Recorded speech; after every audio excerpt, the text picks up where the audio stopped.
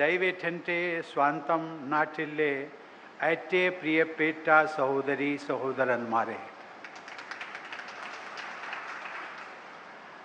Every visit to Kerala fills me with a special joy. Ladies and gentlemen, I feel a great deal of satisfaction after unveiling the statue of pioneer of learning, literacy and library movements, the late P.N. Panikkar. I am thankful to the members of P.N. Panikkar Foundation for giving me this opportunity to be here with you all. The contributions of Sri Panikkar have been so noteworthy and widely praised that leaders from different political parties have been brought together today on this stage in his memory. Ladies and gentlemen, this special occasion makes me think about the simple yet great vision of Sri Panikkar. A visionary can see what others don't see. I believe that Sri Panikkar would have seen his pioneering steps leading to the great strides Kerala took in the areas of literacy and education.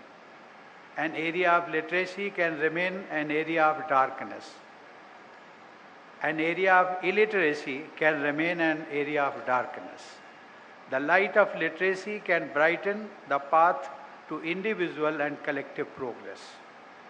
I am told that the young P.N. Panikkar used to read the daily newspapers to groups of illiterate people of different ages.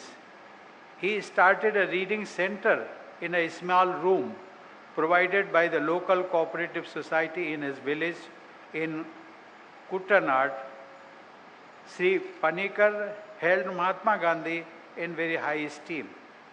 He wanted to remove the evil of illiteracy, which Gandhiji had described as a curse and shame of the country.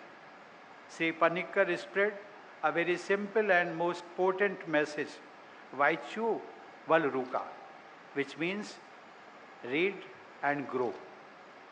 Sri Panikkar made libraries and literacy a movement of the people. In fact, he made it a popular cultural movement. It is a unique feature of Kerala that in every village, even in the remotest village, there is a library. People feel an emotional connect with the library in their village or town, just as they feel a special connect with the temple or church or mosque or school in their village or town. Libraries created by the movement of Sri Panikkar later became nerve centers of all social and cultural activities, of which the literacy movement of Kerala is an impressive example. Children come to read in the libraries. Older people also come to read and meet and discuss issues relevant to them. The credit for libraries having a central place in the culture of Kerala goes to Sri P.N. Panikkar, who connected common people to libraries. It is understandable that when books are made easily available to the people, those who cannot read will find a trigger as well as a facility to read. The Granth Sala Sangam is started by Sri Panikkar with about 50 small libraries in 1945, grew into a large network of thousands of libraries. Through this large network of libraries, the common people of Kerala could get to know the thoughts and the ideals of Sri Narayan Guru, Ayyankali, V.T. Bhatt Tirupad, and other great masters. The cosmopolitan outlook of an average person from Kerala can be traced to the library and literacy movement of Sri Panikkar. Ladies and gentlemen, I am very happy to note that P.N. Panikkar Foundation is carrying forward his mission with dedication. The foundation is promoting the cause of digital literacy as a tool to realize the cause of inclusive growth. I am told that the foundation was established about 2 decades ago under the chairmanship of Justice V.R. Krishna Iyer.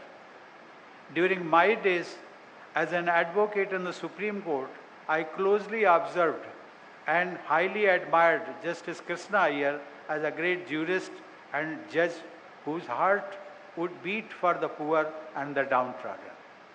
Justice Krishna Iyer looked at the system of law as an instrument of social and economic justice.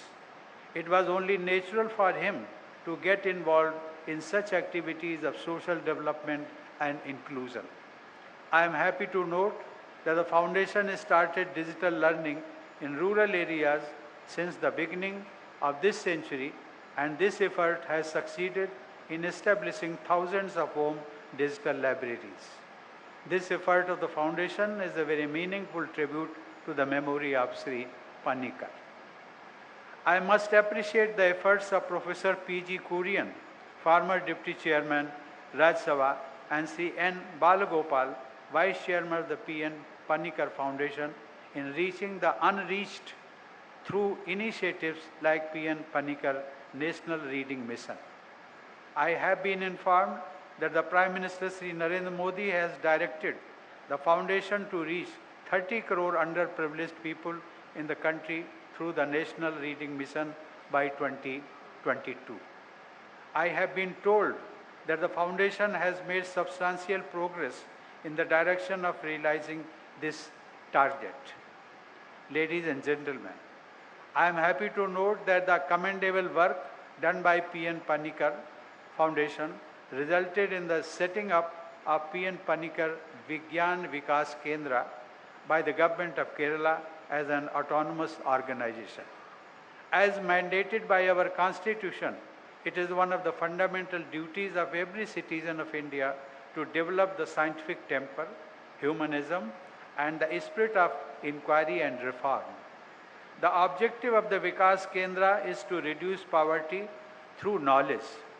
The Vigyan Vikas Kendra also seeks to inculcate scientific temper among the youth.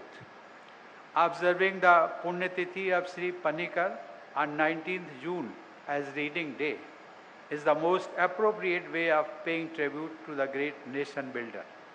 I am happy to note that the Panikkar Foundation has been associated by Niti Aayog to take up the development programs in some aspirational districts of the country. These programs go beyond literacy and utilize the tool of learning to help improve agriculture and biodiversity.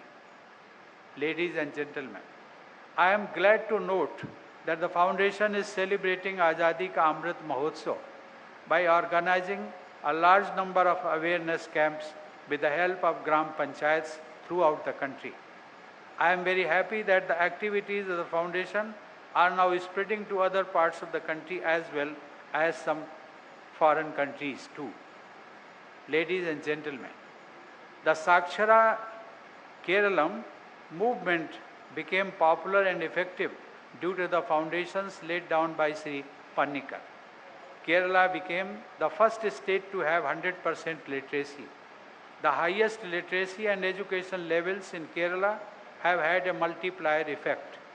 Kerala leads other states on several indices of human development, including aspects of sustainable development. Successive governments in Kerala have kept sustained focus on the agenda of growth and development. Therefore, the state has maintained its leadership position on several markers of excellence. The Governor of Kerala, Sri Arif Muhammad Khan, and the Chief Minister, Sri Pinarayi Vijayan, are among the most experienced and sagacious personalities in the area of public service. I am glad that the people of Kerala are benefiting from the guidance of the Governor and the leadership of the Chief Minister to scale even greater heights of excellence and inclusion. Kerala displays India at its cultural and harmonious best.